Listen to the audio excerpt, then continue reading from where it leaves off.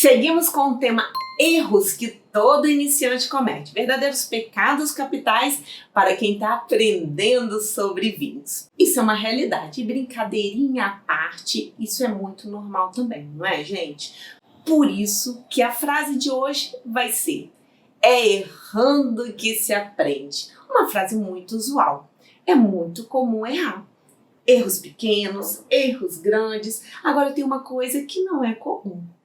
Aprender, realmente sair da zona de conforto para não errar mais. Muita gente persiste, né? Já falamos disso no vídeo passado. Por quê? Por que é tão difícil sair da nossa zona de conforto? Neste vídeo eu vou te mostrar mais erros comuns do mundo dos vinhos.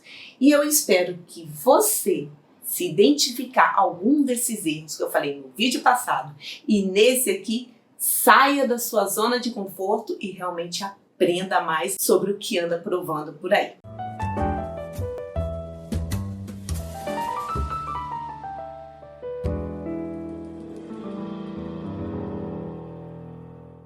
Oi, eu sou Melissa Leite, sou sommelier e estou aqui falando sobre os principais erros dos provadores de vinhos. Nós já falamos disso no vídeo passado. Foi o primeiro vídeo sobre alguns pontos e agora eu vou falar sobre mais erros. De repente, se você se identificou com aqueles de lá ou esses aqui, eu já te convido logo a fazer um comentário aqui embaixo. E também se inscrever no canal e ativar o sininho. Assim você não vai perder nenhuma novidade do que a gente anda fazendo por aqui, tá bom? E olha que tem muito vídeo bacana daqui pra frente, pra trás e pra frente. Aproveita o que a gente tem no canal. Eu confesso, eu já cometi muitos, mas muitos erros. Agora o pior é persistir no erro. Mas não é o nosso caso aqui. A gente vai saber do que está falando para nunca mais errar. Vamos lá. Erro número 1. Achar que preço tá ligado à qualidade. Tem gente que só quer comprar vinho caro e acha que quanto mais caro, melhor vai ser o vinho. Não é assim não, gente. Muito engano com relação a isso. Principalmente porque, para falar com você sobre isso, eu tenho que falar contigo sobre mercado.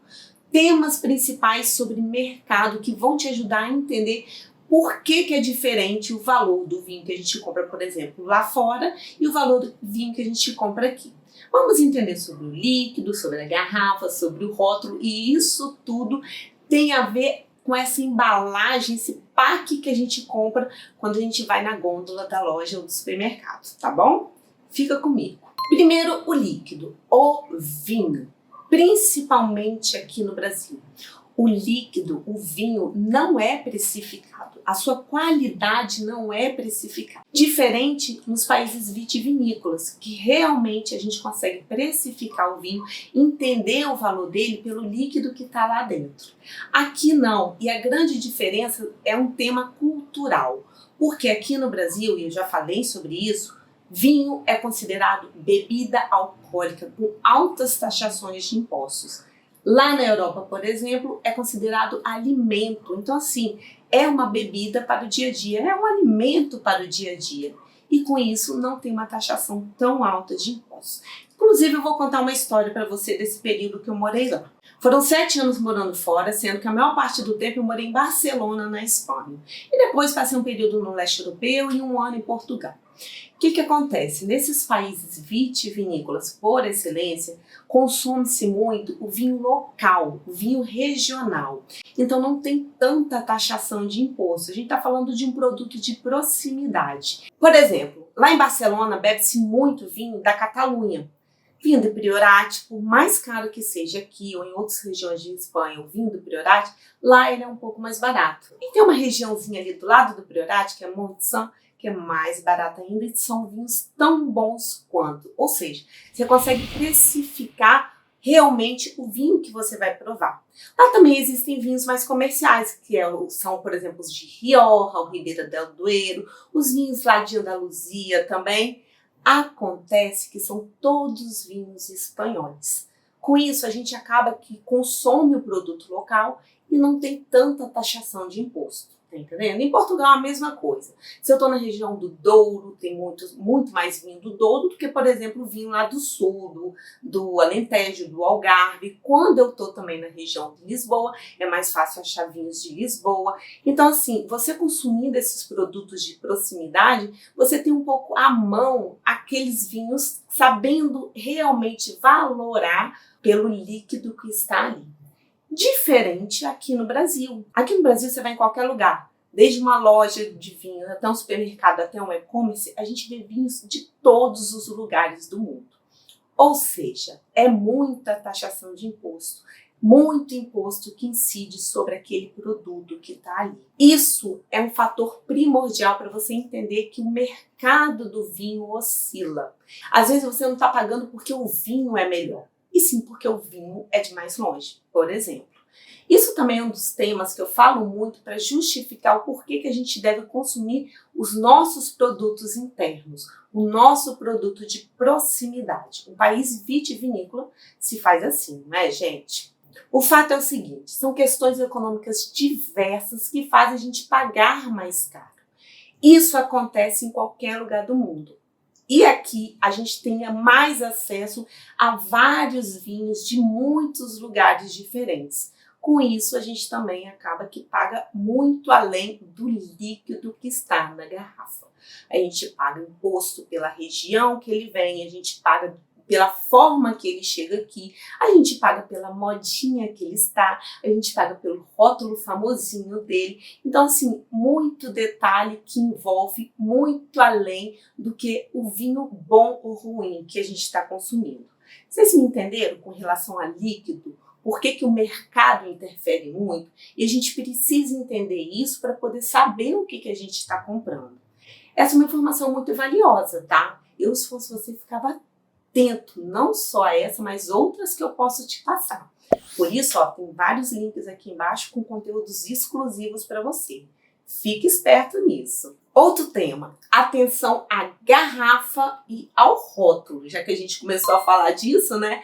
Rótulo famosinho. Muitas vezes pagamos pelo famosinho. Isso não quer dizer que ele tenha qualidade. E agora eu vou contar outra história para você entender sobre isso. Eu, assim, morei 7 anos fora e sempre que eu vinha da Europa para cá, eu sempre achava um vinho daqueles que estava assim, sabe o vinho da gôndola do supermercado? Que tá todo mundo comprando, todo mundo curtindo. Aquele vinho assim, custo-benefício, que todo mundo quer, todo mundo prova, todo mundo fala bem. Enfim, cai no gosto popular. É o vinho da galera. Sempre que eu chegava aqui, tinha um vinho desse. Aí eu ia, voltava para a Europa, meses depois eu voltava para o Brasil, e quando eu ia ver aquele vinho que eu vi daquela vez passada, o que tinha acontecido? O vinho passou de ser um vinho corriqueiro, bom e bacana, que a galera falava, para um vinho de ótima qualidade. Sabe por quê? Depois que a galera compra, sobe o preço. Aí sobe o preço e todo mundo acha que o vinho melhora porque o preço sobe. Não é isso, tá? Simplesmente é marketing. O mercado faz com que você entenda que aquele produto tem um valor maior do que ele tem realmente. São os vinhos da modinha. Então, assim, fique muito atento a isso. O resumo é o seguinte: o mercado que precifica o seu vinho. Então, você pode pagar o marketing, né? Que é o que ele faz bem, que é vender. Ou então você pode pagar o que cabe no seu bolso e o que justifica para o seu consumo. Mas isso não tem jeito não. Você tem que aprender mais sobre vinho, saber mais o que você anda comprando e provando por aí. E é lógico que existem muitos vinhos caros que têm ótima qualidade, que também tem muito imposto envolvido, às vezes tem muita fama envolvida, mas também tem qualidade. Mas o importante é você saber diferenciar um produto do outro. Se safar nessa história. E você quer saber se safar bem? Vou te dar umas dicas. Primeiro, entenda que existem produtos mais baratos que também são bons. Tem muitos, tá? Aposte em vinícolas nacionais, principalmente pequenos produtores. Sabe aquele povo que não tem muita fama, mas muitas vezes fazem bons produtos? Entenda essa pauta de mercado, é o mínimo que você pode saber. Por exemplo, se o vinho é importado, da onde, se é do Mercosul, se é do Velho Mundo, se é um vinho modinha, enfim, denominação de origem dele, a forma de produção, o tempo de guarda. Isso tudo vai fazer com que você entenda que precificar o vinho tem que ser pela qualidade dele. É muito tempo. É muita informação e é lógico que nesse vídeo de YouTube eu não consigo falar tudo com você. Por isso que tem os links aqui embaixo para a gente conversar nas aulas, ou então tem o curso realmente completo, um mês e meio você já vai saber sobre isso. O fato é que são detalhes que você estudando, entendendo mais sobre vinhos, não tem como. Você não vai errar mais, tá bom? Você vai acertar na hora de comprar o vinho e, lógico, não perder dinheiro. Isso é o que compensa, não é mesmo? Vamos para o outro erro. Esqueça os melhores vinhos e beba bons vinhos. E aqui eu não estou falando de oscilação de mercado, não, que é o tema que a gente acabou de dizer. Eu estou falando sobre vinhos que já estão consolidados no mercado. Vinhos refinados, tipo as Ferraris dos vinhos, sabe? Aquilo que todo mundo queria ter, mas nem sempre sabem usar, não é mesmo? Como os grandes champanhes, que tem muita gente que compra só para brindar. Não sabe, por exemplo, que é um vinho maravilhoso para harmonizar. Enfim, essa é uma dica que eu deixo para você, mas eu vou falar mais ao detalhe em outro vídeo, porque é um tema que dá muito o que falar. Esqueça os melhores vinhos e beba bons vinhos. O que você precisa saber é que aqui você aprende sobre vinhos. Então, é muito melhor você ter um vinho bem interessante e bem escolhido do que um vinho refinado, caro, que muitas vezes você não vai entender o que você está provando. Fica a dica. Erro número 3. Não julgue o vinho pela tampa. E esse é um erro que é outro mito, igual guardar vinho. Vinho de rosca e vinho de rolha. Gente, não tem isso de qualidade boa ou ruim. Simplesmente um foi feito para uma coisa, outro foi feito para outra. O vinho de rosca te entrega uma informação muito importante. É um vinho jovem para ser consumido logo e sim que ele pode ser tão bom quanto ou até melhor do que um vinho de rolha. Então assim, tira esse preconceito da cabeça, beba vinho e experimente todos os tipos de vinho, todo o arco-íris de vinho, e vinho de rolha e vinho de rosca sem nenhum prejuízo, tá bom, galera? Outro detalhe desse vinho é o seguinte, muitos produtores optam pela rosca porque querem também que você consuma esse vinho logo. A tal da história que todo mundo acha que vinho é para guardar eternamente, a rosca já está te falando, não, consuma logo este vinho. Eu quero dizer imediatamente, não quero dizer amanhã ou depois. Você pode guardar um período, é lógico, às vezes até ano ou mais. Entretanto, é para um consumo rápido. Essa é uma informação muito boa para a gente que gosta de vinhos, não é mesmo? Repito, a maioria dos vinhos do mercado são de rolha, mas isso não quer dizer que eles são de rolha porque tem mais qualidade. Muito pelo contrário, muitas vezes. Então fique ligado aí nesses preconceitos, nesses prejuízos que a gente tem sobre vinhos sem ter necessidade. Tapa de rolha, tapa de rosca, tanto faz. Conheça o vinho que você está provando. Quarto erro, depois que você escolher este vinho, não cometa o erro de não saber provar. Esse é o pior erro que você pode cometer. Por exemplo, provar o vinho na temperatura inadequada. E eu já tenho um vídeo falando sobre isso. A forma que você vai provar ele, o serviço que você vai fazer no vinho, é muito importante para você degustar ele e principalmente desfrutar mais dessa bebida tão peculiar. Existem tabelas de temperaturas que vão te ajudar muito com isso, tá bom? Entenda não só a temperatura adequada do seu vinho, mas a sua temperatura ambiente. Isso tudo vai te dar informações para você provar bem o vinho que você comprou. Erro número 5, e esse aqui é ótimo, tá? Achar que o vinho do post é o indicado para você. Não entendeu, não? Vou te contar uma história. Esses dias eu fui na esteticista, cheguei no consultório e ela me disse que teve uma noite péssima com o marido. A noite de aniversário de casamento deles. Escuta essa. Para comemorar, a ideia deles era tomar um vinho num momento especial com um jantar romântico. E aí, ela foi buscar o vinho onde? No post de Instagram. E concluiu que o melhor vinho para o jantar era um Barolo. Pensou o seguinte, já que eles têm descendência italiana, era um prazer, né? Ia ser um prazer eles poderem provar um vinho italiano, produzido na região de Piemonte, um super tradicional, super especial também. Lá foi ela e gastou uma grana nesse vinho. Só que também tinha outro detalhe, eles só tomavam vinho tinto, então tinha que ser esse vinho. Entretanto, apesar de gostarem de vinho tinto, da ideia do ser italiano ser boa, de ser um vinho complexo, especial, envelhecido, blá blá blá blá blá blá blá blá blá, o jantar deles era comida japonesa, galera. E um Barolo com comida japonesa não é uma coisa que combina tão bem. Ela me falou que o vinho era de uma safra de 2012, ou seja, um vinho bem mais antigo, provavelmente com bastante complexidade, comida japonesa, sendo que o prato principal era um ceviche e uma salada de pepino, ou seja, um sumomono. Imagina o que não deu. Não deu, né? Imagina.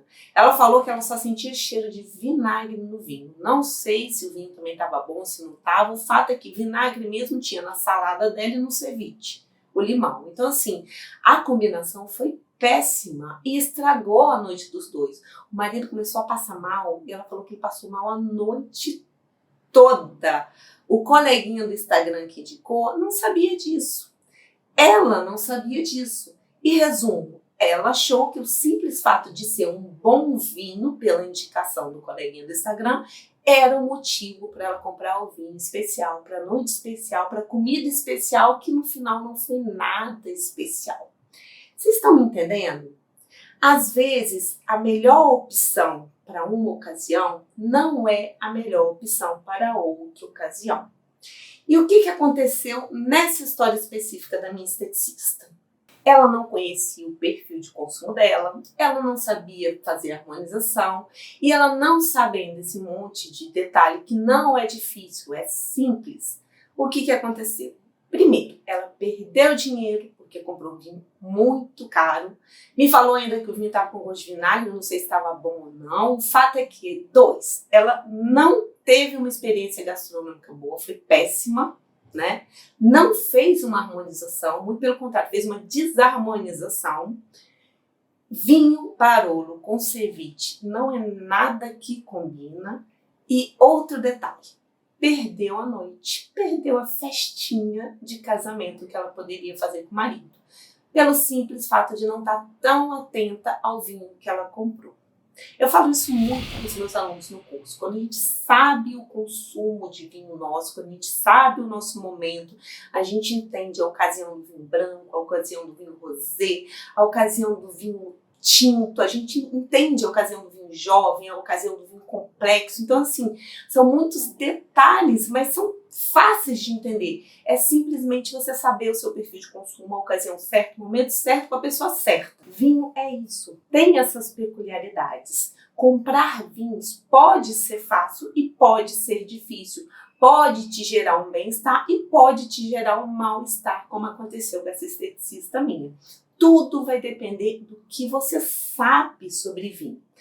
Você sabendo sobre vinho, você vai saber comprar o vinho certo para a sua ocasião, um vinho que cabe no seu bolso, um vinho que encaixa com a sua companhia, um vinho que encaixa com o seu ambiente, com a pessoa que você tá, com a comida que você vai harmonizar. Isso tudo é muito fácil, gente. É só saber um pouco mais sobre vinhos.